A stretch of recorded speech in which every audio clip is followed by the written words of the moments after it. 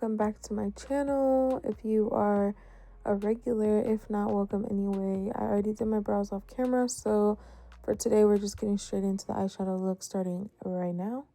First, of course, I always prime my lids. This is using the e.l.f. 16-Hour Camo Concealer in the shade Light Beige.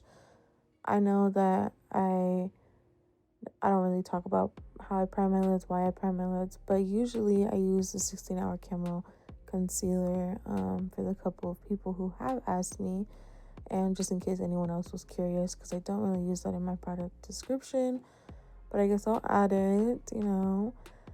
But yeah, I like this one because it does dry matte. It dries pretty quickly, but it also leaves like a tacky residue for any eyeshadow pigment to just sit on top and really give you that color. So I like this one a lot. I've used a couple of eyeshadow primers that are legit eyeshadow primers, but they don't work as well as this one. So I really like this one.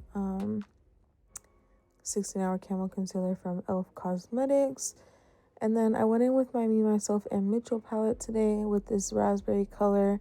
The colors I'm doing are mostly gonna be purple and blues. I'm thinking of, at this time, I was gonna do something different than what I ended up doing, but it ended up turning out way better than what I expected anyway, so that was good. But either way, I always want to make sure that I'm bringing my brush across the top multiple times just to create that depth, but also to make sure that there's no gaps, missing product. Yeah, and then I always just buff around the edges too with a little bit of the color that's already on the brush, and then also with the clean one. But this one was working good, plus the Me, Myself, and Michell palette blends out really nice. So this was me just making sure that I got all of that deep pigment on there, and making sure that there was no pieces that were missing any depth, and just going in one more time. But I don't know, it's all based on preference, of course. Some people don't like to focus on one thing too much at a time, but that's one thing I really take pride in my makeup, is that I really like to take my time and I really like to get it right, because I low-key am a perfectionist. I like to really just get it how I like it. So like if one eye is messed up, then the other one got to be messed up too, you know what I'm saying? But anyways, I go ahead and buff out the edges with this light baby pink that I have in that palette.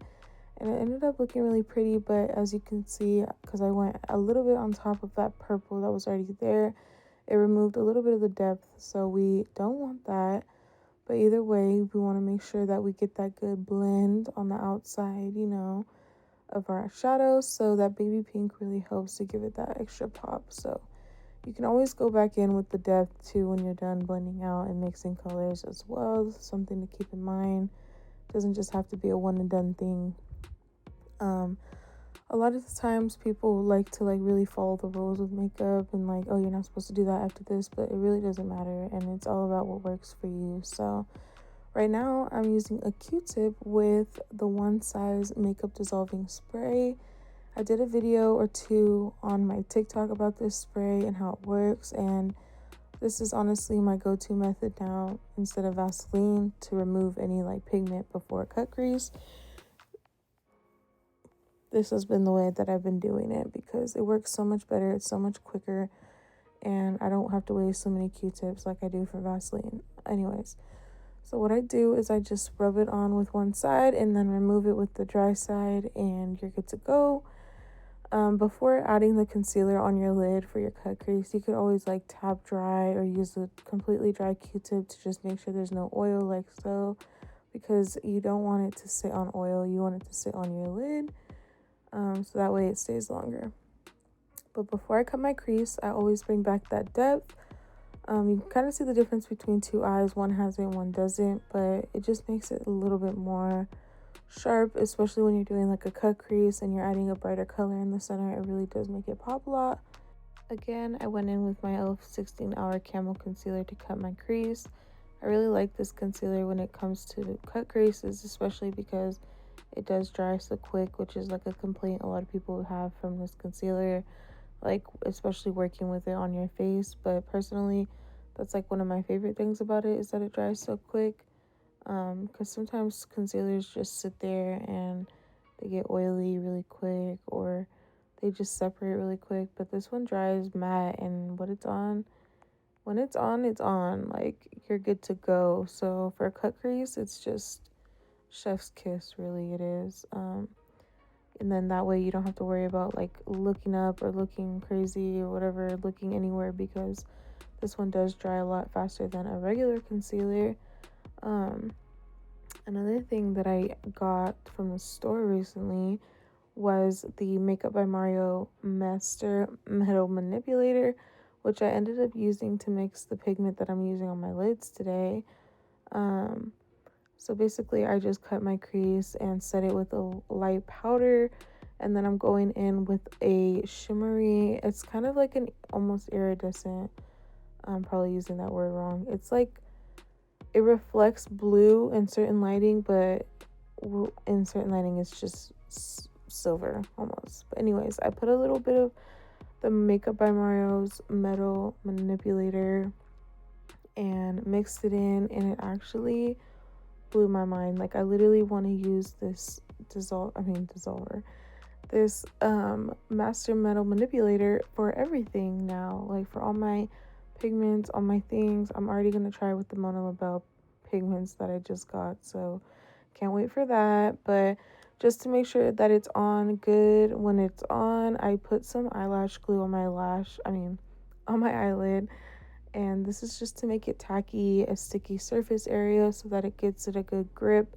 and that it stays on. One thing to note, if you are doing this method, is to keep your eyes sort of closed, or like at least not open enough so that the creases are folding, so that your eyes can actually dry and not dry stuck together, you know.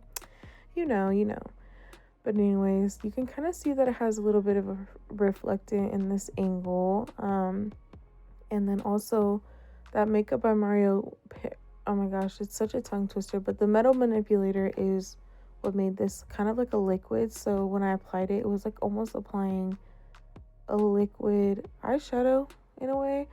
So it gave it this different kind of pigment than what I would have gotten if I did it on dry eyelid or just dry eyeshadow. Anyways, I wanted my bottom of my eyes to match my lids, so what I did is I went ahead and added some 16-hour camo concealer from elf underneath my lash line, just to make sure like my under eyes could get that good priming, because we're gonna add some eyeshadow, so we still need it to stay and we need it to be good, and I have bags too, so I wanted to cover whatever bags I had to cover to put makeup on. Because, I always do my face last. So I went ahead and primed under my eyes. And then first I went in with a dark blue, because I kind of wanted that to be the vibe of this look, was a dark blue, and then go right on top with a lighter blue. And my plan was to do that waterline bright and whatever. That's what I ended up doing anyway. And it came out really pretty. But what I did was a dark blue right on my lash line, and then right on top of that and a little bit past that, I did more of a baby blue, which kind of matched my eyelid a little bit more, but I really did want the depth from that deep blue to be there, so that when I did my waterline, that you could see it more. And that's what I did. So I went ahead and did my foundation. Of course, my Charlotte Tilbury foundation has been my go-to, and I recommend it for anyone who loves full coverage. A little bit goes a long way. So if you wanted to use like a dot on your face, you really could. If you wanted to go hard or go home, like I always do, just do it, and it covers everything, and it doesn't feel super cakey like a lot of full coverage foundations do, and it dries really nice. So I highly recommend Charlotte Tilbury's foundation for sure, and her setting spray, and her face powders, and her whole makeup line. So just waiting for her to sponsor me. Also, she's commented on my Instagram post, you guys, and like I've kind of fangirled over it, because I don't know, like I'm just so proud that my work's actually getting out there, even though it might not be her running her account. I'm just proud anyways. So I went ahead and blended out my Bare Minerals Stick Foundation in the shade Sienna, which is what my contour is, with a brush by my eyes, just because I wanted to see how it looked. I've never done it like that. I usually use my beauty blender. And then everywhere else I blend it out with my beauty blender. And I don't have much to say about this. This has been my go-to for a while now. I like to do liquid contour and powder contour just to ensure that it stays in place all day and it doesn't matter what's on top, because underneath you got the same thing going on type of thing. Obviously it's not for the gals or guys or non-binary folks that don't like a full coverage or a heavy, foundation or base or whatever, but I don't mind it. I really don't feel makeup on my skin as much as, like I used to. I've kind of gotten used to it. My preference is to be barefaced though, believe it or not. Nothing to do with makeup. I just like how I feel and look better without makeup in a way. I still love my art. And I still think I'm good at what I do. I like how I do it on myself. I've gotten to the point where I'm really confident in my own skin, and I don't know, I like that, and I like feeling like that, because there's been times where I would never go out of my house without my eyebrows done, or I would never go out of my house without foundation, or I would never go to high school without my eyebrows filled in, ever, ever, ever, ever, never, ever, and it's literally traumatizing looking at those pictures. But anyways, yeah, so I'm finally at that point where I could walk outside barefaced and feel like that the one. I just feel like the one. So, love that for me. And it should be like that for everyone, too. You should feel beautiful in your skin, because that skin is not going anywhere. You're stuck with it unless you actually go and change it, which if you got money like that, I'm not knocking your hustle at all.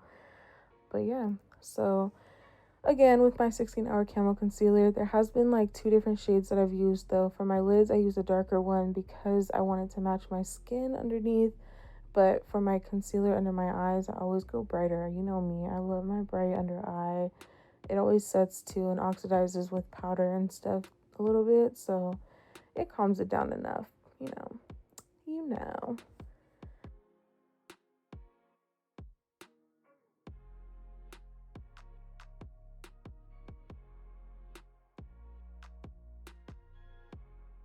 Now for nose contour, it is sped up, but it's the same thing in every video, so if you really, really wanted to see a nose tutorial, there's videos where I've actually went into detail on them on my TikTok, but also on my YouTube channel as well.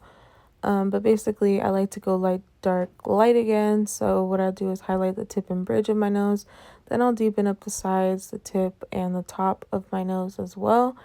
And then I'll go right back in with that light powder that I originally started with, which sometimes also, I gotta mention, L'Oreal's Infallible powder foundation is really good when I like for this part, also for just the brightening of the tip and the bridge of my nose, especially because it's a foundation, so you get more pigment, and then it causes more brightening too, so it gives you more of like that illusion of contouring your nose, which is an illusion, which is not real, guys, by the way. I don't know why people assume people want to look the same when they put makeup on. Like, I just hate those type of people that are like, oh my god, she looks so different with makeup, she looks so different without makeup. And it's just like, yes, I know that. That's the whole entire point. If I wanted to go out barefaced, I would. Or if I wanted to have no cheekbones, I would. Etc. And I don't know why people make comments like that. It's really unnecessary. I wish people would just mind their business and just, you know, mind their business. But that will never be the case. So until then, we shall be projected on until these people fix their insecurities. But that's okay. But anyways, you guys know the drill. Pink Leaf Cosmetics Roll Up and Glow Up palette on the cheeks, of course. That's my go-to. And then I'm blending everything out with a stippling brush, and I just want to prep it before I spray my face, because we don't want it sprayed like this. It will stay, especially with that Charlotte Tilbury spray, which I didn't use in this video, but I usually use, which is I highly recommend to anybody who's into makeup to get that Charlotte Tilbury setting spray. If you've heard about it, then you know. If you know, you know. But if you don't, now you do. So go get that Charlotte Tilbury spray, because it's bomb. And that's probably the only setting spray that I'll ride by. Like, I don't want to hear anything about Urban Decay or anything but Charlotte Tilbury. And I went from using the Morphe setting spray that I'm using now to Charlotte Tilbury. So I know that's like kind of a different jump, but I've tried Urban Decay, I've tried MAC setting spray, I've tried it all, okay? And I really think this is my favorite ever setting spray. Anyways, yes, we're going in with highlight on the tip, the bridge, and the forehead and chin of my face. I was gonna say of my nose. And yeah, we're also gonna go ahead and make our eyes look a little bit wider by just lining our upper lash line and then adding some mascara before lashes. This is the Rare Beauty mascara. Highly recommend this one as well. It doesn't flake, it doesn't crumble underneath and give me like dark bags as I go through my day. New favorite mascara. Highly recommend. 100%. Now we're doing lashes. These are from Lashes by Angel69 on Instagram in the style Divine.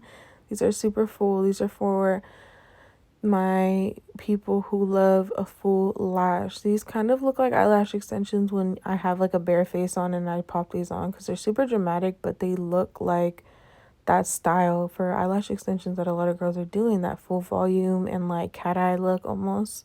So I love it without makeup on. With makeup on too, but you know what I mean, okay? So now we're going in with the Faux Whites from NYX Cosmetics. And I don't know the exact shade of this one, but it will be in my product description like always. And then we're going, of course, with Pink Leaf Cosmetics lip liner in the shade Stoned.